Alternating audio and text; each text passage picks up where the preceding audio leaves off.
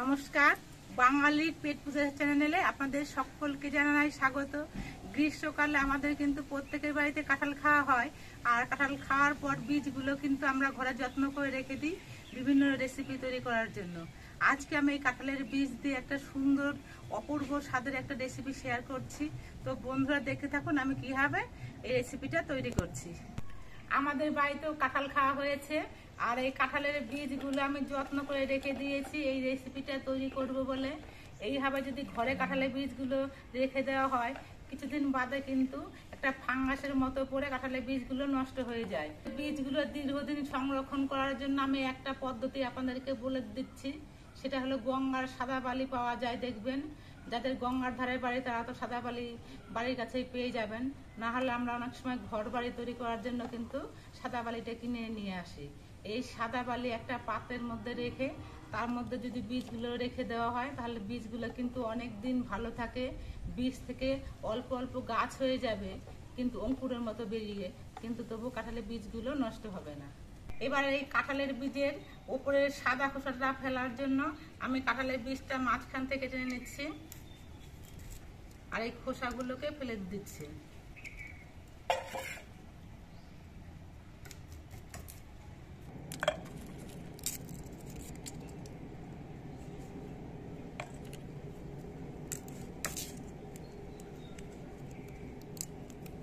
কাঁঠালের বীজের সাদা খোলাগুলো আমি ফেলে দিয়েছি, এই দেখুন সব খোলাগুলো ফেলে দেওয়া হয়ে গেছে। এখন কাঁঠালের বীজের মধ্যে লাল খোসাগুলো লেগে রয়েছে। এই লাল খোসাগুলো লেগে থাকলে কিন্তু রেসিপি তৈরি করলে খেতে বেশি ভালো লাগে না, আর দেখতেও ভালো লাগে না। এবার এই লাল খোসাগুলো পরিষ্কার করে নেওয়ারও কিন্তু একটা পদ্ধতি আছে। তার জন্য আমি অল্প কুসুম কুসুম গরম জল করে নিয়েছি। দেখুন গরম জলটাতে আঙ্গুল ডোবানো হচ্ছে, এরকম গরম জল করে নিয়েছি। এবার এর মধ্যে আমি দিয়ে দিচ্ছি পাতিলেবুর রস। একটা পাতিলেবু নিয়ে আমি কেটে নিয়ে রসটা দিয়ে দিচ্ছি।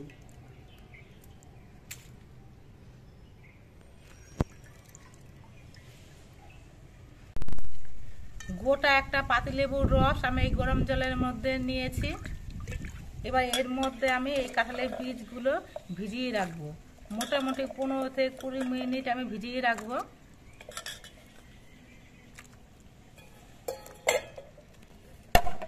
কাঁঠালের বীজগুলো আমি 20 মিনিট পর ঢাকনা খুলে নিচ্ছি।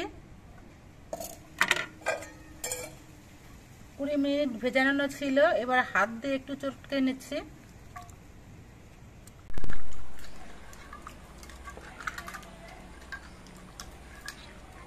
হাত দিয়ে কিছুক্ষণ বীজগুলো চটকে নেওয়ার পর অনেকটি কিন্তু খোসা উঠে গেছে, আর অল্প অল্প খোসা লেগে আছে। এবার এই বীজগুলো আমি একটা অন্য পাত্রে তুলে নিচ্ছি।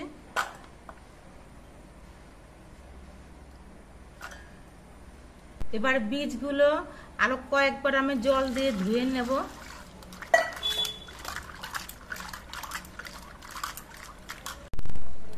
দেখুন বীজগুলো কিন্তু অনেকটাই পরিষ্কার হয়ে গেছে, আর একটু একটু জল লেগে আছে, তাতে কোনো অসুবিধা হবে না।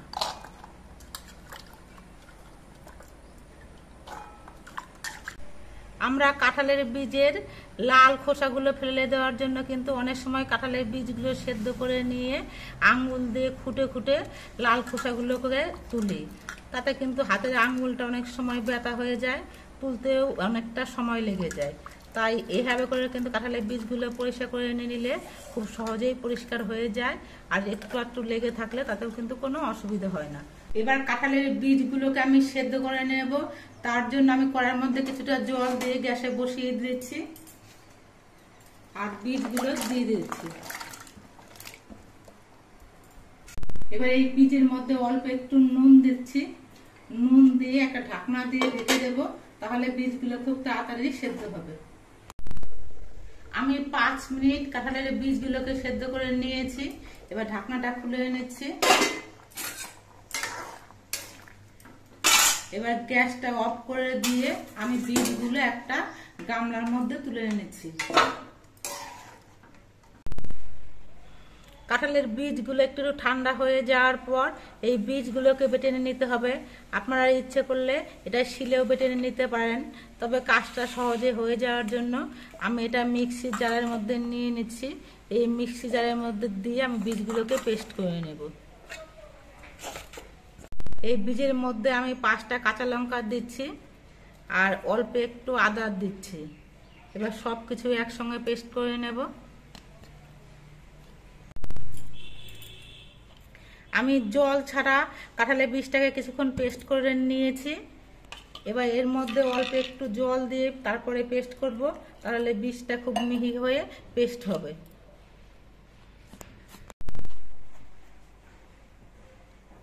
কাঁঠালের বীজগুলো আমি মিক্সিতে পেস্ট করে নিয়েছি। দেখুন একেবারে নরম হয়ে পেস্ট হয়েছে। এবার এটা আমি একটা থালার মধ্যে নামিয়ে নিচ্ছি।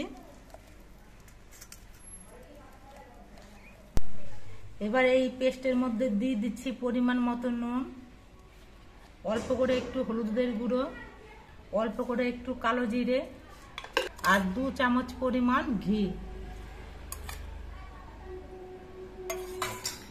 এবার সব কিছু দিয়ে মাখিয়ে নেব। লঙ্কাটা যেহেতু আমি পেস্ট করার সময় দিয়েছি, তার জন্য এখন আর কোনো লঙ্কা দিচ্ছি না। এবার এর মধ্যে আমি অল্প করে বেসন দিয়ে দিচ্ছি। বেসনটা দিয়ে মাখিয়ে নিতে হবে। বেসনের পরিমাণটা যত কম দেওয়া যায় ততই ভালো। তার জন্য কিন্তু খুব কম জল দিয়ে কাঁঠালের বীজটা পেস্ট করতে হবে। আমি 50 গ্রামের মতো বেসন দিয়ে বীজটা মাখিয়ে নিয়েছি। এখনো কিন্তু অনেকটাই নরম রয়েছে। এবার গ্যাসটা ধরিয়ে একটা কড়াই বসিয়ে দিচ্ছি। আমি একটু গরম করে নিয়েছি। এবার এর মধ্যে আমি কাঁঠালের বীজের পেস্টটা যেটুকু নরম আছে আমি এই কড়াইতে করে নিয়ে সেটা শুকিয়ে নেব।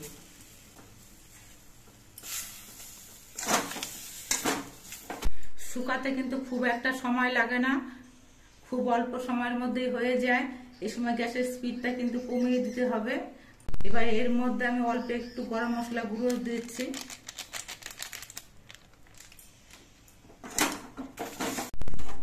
আমি 2 থেকে 3 মিনিটের মতো এই কাঁঠালের বীজটা কড়াইয়ের মধ্যে দিয়ে শুকিয়ে নিয়েছি। এবার গ্যাসটা অফ করে দিচ্ছি। এবার এই তেল মাখানো থালার মধ্যে আমি কাঁঠালের বীজের এই মিশ্রণটা ঢেলে নিচ্ছি।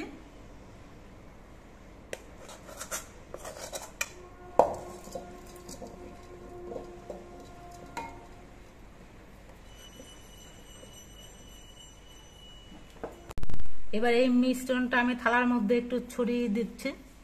একটু ঠান্ডা করে নিতে হবে মিশ্রণটা, এখনো গরম আছে যেন আমার। এবার এই মিশ্রণটা আমি থালার মধ্যে ছড়িয়ে দিয়েছি আর হাত দিয়ে চেপে চেপে একটু চৌকো শেপ নিয়ে আসছি। মিশ্রণটা কিছুক্ষণ পর ঠান্ডা হয়ে গেছে। এবার একটা ছুরির সাহায্যে আমি চৌকো চৌকো শেপ দিয়ে কেটে নিচ্ছি।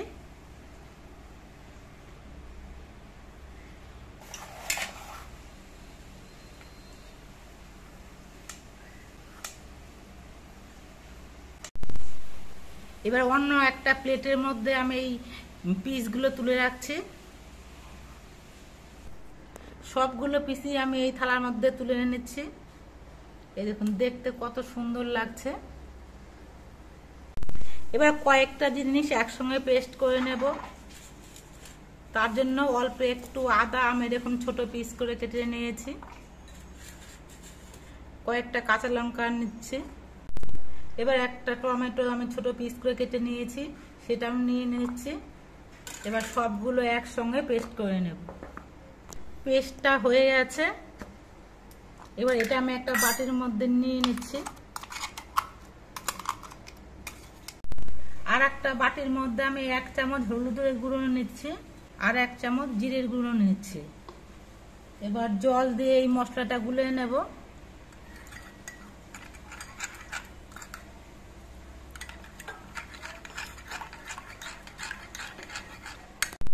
আজকে আমি যে রান্নাটা করছি সেটা হলো কাঁঠালের বীজ দিয়ে ধোকার ডালনা। তো কাঁঠালের বীজ দিয়ে আমি ধোকাগুলো তৈরি করে নিয়েছি।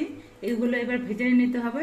তার জন্য গ্যাসে একটা কড়াই বসিয়ে দিয়েছি। কড়াইটা বেশ ভালো মতো গরম করে নিতে হবে। কড়াইটা গরম হয়ে গেছে। এবার এর মধ্যে সর্ষের তেল দিচ্ছি। এই রান্নাটা সর্ষের তেল দিয়ে করলেই কিন্তু খেতে ভালো লাগবে। তাই আপনারা এই রান্নাটা কিন্তু সর্ষের তেলটাও বেশ ভালো মতো গরম করে নিয়েছি। এবার এই কাঁঠালের বীজ দিয়ে তৈরি করা ধোকাগুলো ভেজে নিচ্ছি।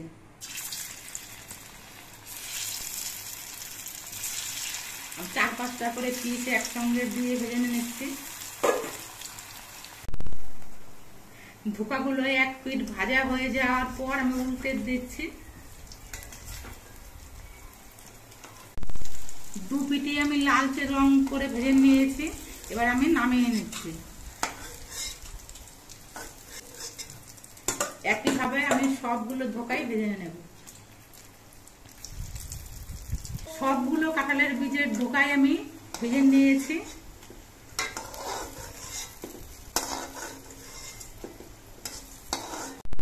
কড়াইতে আমি যেটুকু তেল দিয়েছিলাম সেটুকু কিন্তু ধোকাগুলো ভাজতে লেগে গেছে, এই জন্য আরেকটু সর্ষের তেল আমি দিয়ে দিচ্ছি। এই কাঁঠালের বীজে ধোকার ডালনাটা তৈরি করার জন্য আমি কিছু আলু এরকম ডুমো ডুমো করে কেটে নিয়েছি। এবার এই আলুগুলো আমি ভেজে নিচ্ছি।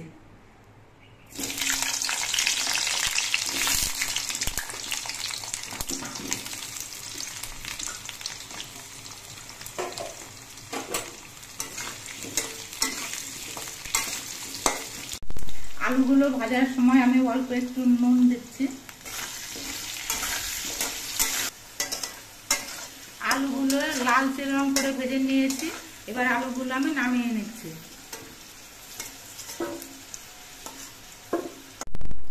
এবার কড়াইয়ের তেলের মধ্যে দিয়ে দিচ্ছি দুটো তেজপাতা, দুটো শুকনো লঙ্কা আর অল্প করে একটু গোটা জিরে। মশলাগুলো একটু লালচে রং করে ভেজে নেওয়ার পর এর মধ্যে অল্প একটু হিং দিচ্ছি। নিরামিষভাবে রান্না হচ্ছে, এতে হিং দিলে একটু খেতে ভালো সেন্ট হবে। এবার এর মধ্যে দিয়ে দিচ্ছি কাঁচা লঙ্কা, আদা, টমেটো যে একসঙ্গে পেস্ট করে রেখেছিলাম সেটা।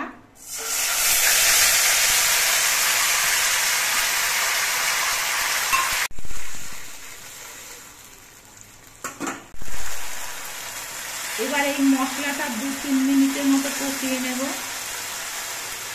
মশলাটা 2-3 মিনিটের মতো কষিয়ে নিয়েছি। এবার এর মধ্যে আমি হলুদের গুঁড়ো আর জিরের গুঁড়ো যে গুলিয়ে রেখেছিলাম সেই মশলাটা দিয়ে দিচ্ছি। এবার সব মশলা একসঙ্গে কিছুক্ষণ কষিয়ে নিতে হবে। এবার এই সব মশলা কিছুক্ষণ একসঙ্গে কষিয়ে নিতে হবে। আমি কাঁঠালের বীজের ধোকার ডালনাটা কাঁচা লঙ্কা দিয়ে রান্না করছি, তবে যাতে একটা সুন্দর কালার হয় তার জন্য অল্প একটু কাশ্মীর লঙ্কার গুঁড়ো দিচ্ছি। এই লঙ্কাটা দিলে পরে ঝাল হবে না, কিন্তু একটা সুন্দর কালার হবে। মশলাটা বেশ কিছুক্ষণ কষিয়ে নিয়েছি। এবার এর মধ্যে আমি ভেজে রাখা আলুগুলো দিয়ে দিচ্ছি। এবার আলু দিয়ে আর মশলা দিয়ে আরো কিছুক্ষণ কষিয়ে নিতে হবে।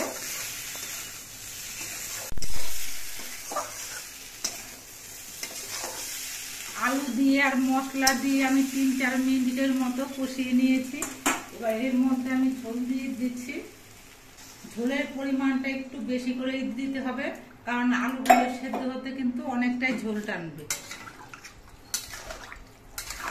আমি আলুগুলো ভাজার সময় নুন দিয়েছি, সেটা খেয়াল রেখে নিয়ে ঝোলের মধ্যে আরেকটু নুন দিচ্ছি। এবার ঝোলটা কিছুক্ষণ ফুটিয়ে নিতে হবে। ঝোলটা কিছুক্ষণ ফুটিয়ে নেওয়ার পর একটা আলু তুলে নিয়ে চেক করে দেখছি যে আলুগুলো সেদ্ধ হয়েছে কিনা।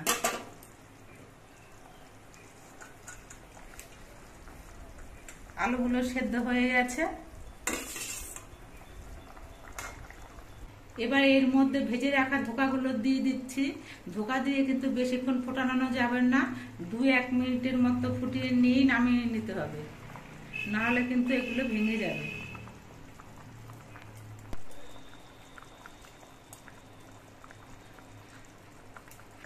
আর খুব সাবধানে আস্তে নাড়তে হবে, বেশি ঘাটাঘাটি করার প্রয়োজন নেই। এবার এর মধ্যে একটুখানি গরম মশলা গুঁড়ো দিচ্ছি।